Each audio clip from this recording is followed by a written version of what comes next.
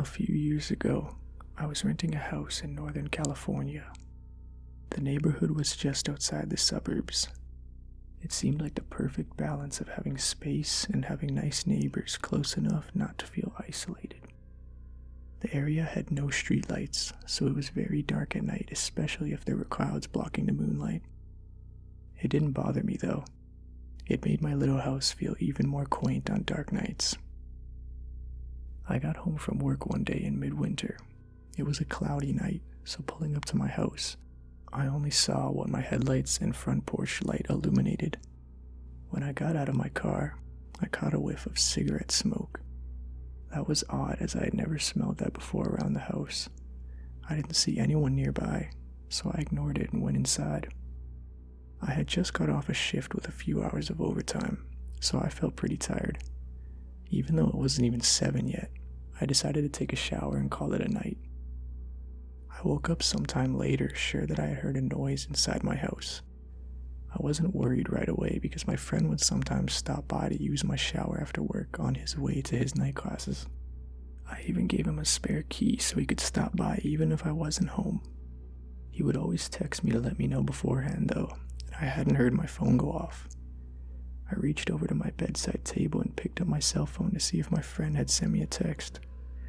The bright light from my phone screen and number pad blinded me. These were the days before phones had a light sensor that would dim the screen in the dark, and this particular phone was so bright I could use it as a flashlight. Through squinted eyes, I could make out that it was 9-something, but I couldn't tell if I had an unread text or not. I set my phone aside and called out my friend's name. There were a couple of seconds of silence before I heard loud footfall as someone started running through the bottom floor of my house. I leapt out of bed and ran to the closet. They were already up the stairs by the time I had opened the door and stepped inside. That house had 3 rooms upstairs, 2 bedrooms on either side of the hallway, the one I was in and a spare, and a bathroom at the end. The bedroom doors were both closed, but the bathroom door was cracked open. I heard whoever was in my house thunder down the hallway past my door and into the bathroom. Thank God he did. That gave me enough time to open the attic access in the ceiling of my closet and hoist myself up. I had just started to lift myself up when the person ran back out of the bathroom. My feet were barely inside of the attic, and when my bedroom door burst open, I heard footsteps run into my room and stop. When they didn't see me in that room, they ran back to the hallway and into the other room, which just had boxes stacked in a corner, some weights, and a table where I painted my miniature models. I guess they decided that if someone were hiding, it would be in the bedroom because they charged back into my room and turned on the light. A moment later, the closet door was ripped open. I was crouched in my attic just a foot or so away from the access, so I could try to stop them if they started to climb up. From my vantage point, all I could see was from about their knee down. They were wearing dirty blue jeans with frayed cuffs and worn work boots. After a few seconds of looking in the closet, they stepped away and I heard a loud crash come from my room, followed by a scream of frustration and anger. That scream was the most unnerving part of the incident for me. It reminded me far too much of my stepfather, who would scream in a similar way when he lost his temper. He would eventually be put in a mental hospital for several mental disorders that resulted in erratic and violent tendencies. The man in my house ran back down the stairs. I heard crashes and clatters as things were thrown around and furniture was knocked over. I stayed crouched in the attic. I had left my cell phone when I ran for the closet, and I wasn't certain I would climb down without him hearing. After some time, the noises stopped. I started counting slowly. When I reached 1,000, I decided it was safe enough to climb down and call the police. The first thing I noticed when I exited the closet was the intruder had flipped my bed over. I assume in an attempt to find me. That was the loud noise I had heard after he stepped away from the closet. I couldn't find my cell phone, so I went to the landline by the bed and called the police. I waited in my room until I heard them call out from downstairs. The first floor was a mess, but I had expected that. Chairs had been knocked over, the sofa had been flipped.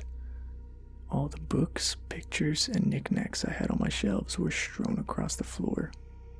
The cupboards in the kitchen had been opened, and all the boxed and canned foods had been thrown to the ground. As far as I could tell, though, the only thing missing was a single knife out of the wooden block in my kitchen. The police checked the house from top to bottom. They found that the side door had been forced open by something like a crowbar. They also found a few cigarette butts along my fence line, along with some foil and an empty pen tube which the police said people often use to smoke meth. So they think he had been watching my house for a while. I realized that he must have been out there smoking a cigarette when I got home. They collected up that evidence and told me I should stay with family or friends that night and get that door fixed as soon as possible. I opted to just not sleep. I moved a shelf over to block the broken door and spent the next couple hours cleaning things up. I would often go to the window with a flashlight and shine it along the fence line where the police found the cigarette butts and foil, but I didn't see anything. The next day I called to have the door fixed and motion lights installed at the back and sides of my houses. I ran a phone cable up into the attic and added a landline. I never wanted to be stuck up there without a phone again. Nothing else happened at that house though. I lived there for another 3 years without incident. One more precaution I took was practicing getting out of my bed, going to my closet, and climbing into the attic as quickly and quietly as possible. I even kept at it when I moved, except now I go to a crawl space at the back of the closet instead of the attic. I try not to think about what would have happened if I had been a bit slower getting to the attic, or if he hadn't gone into the bathroom at the end of the hall first.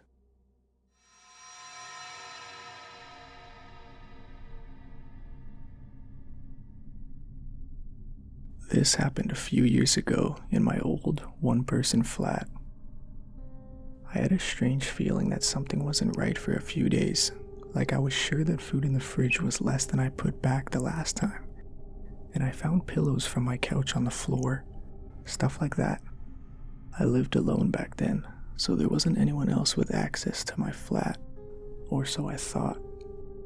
Well, one night I woke up around 1 a.m, sweating, and even though I didn't remember, was sure I woke from a nightmare. Since I was drenched in sweat, I decided to take a shower, so I put my phone up in the bathroom for music, turned on the water, and enjoyed my shower. A few minutes in, I heard the door move. I never close it, but it still never moves. I took a look at the shower curtain and saw a shadow against it, and a look at my phone confirmed someone was there, since I could clearly see a reflection in my screen that showed someone was standing next to the shower curtain. It took me a lot not to scream and to keep acting like I didn't notice anything, while silently taking the shower head off the holding and turning the water all the way to hot. I am still kind of impressed of that quick thinking. Our water got really hot when you cranked it all the way, and a few seconds later steam was raising and the water hurt my feet flowing to the drain. I turned around, ripped the shower curtain open, and held the shower head right at the person behind. It was a woman. She screamed in pain. I whacked her in the face with the shower head and jumped out of the shower and ran to the door, taking the key out of the lock and locking it close behind me. A little later, she started to bang on the door, but the door didn't give. Thank God for German quality work. I called the cops and went to the kitchen to get my big kitchen knife, just for safety. I felt like my throat was closing up when I saw it missing and realized there's only one place where it could have possibly been. The police came and arrested the woman, who turned out to have been the former person living in the flat and was evicted after not paying rent. Seems she made a copy of the key and came into the flat when I was at work, and sometimes at night. It's possible that what woke me up in the first place was her, and honestly, I don't even want to think about it. Ever since then, I always insist that the locks are changed when I move into a new place.